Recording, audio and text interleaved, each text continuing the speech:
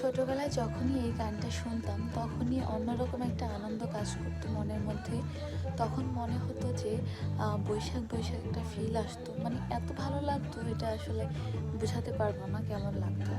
এই গানটা এখনও যখন শুনি তখনই মনে হয় যে হ্যাঁ, এখন বৈশাখ, এখন অসাধারণ একটা সময়, শাড়ি পরতে হবে, মানে খুব ভালো লাগে। আর এই মেয়েটা খুব সুন্দর এই গানের সাথে সুন্দরভাবে ডান্স করছিল, আমার তো অনেক ভালো লাগছিল। আমিও নিচে স্টেজে বসে বসে ভাবছিলাম, মনে হচ্ছিল যে আমি যদি এখন ডান্স করতে পারতাম, মানে এরকম একটা ফিল হচ্ছিল, ভালো লাগছিল অনেক বেশি।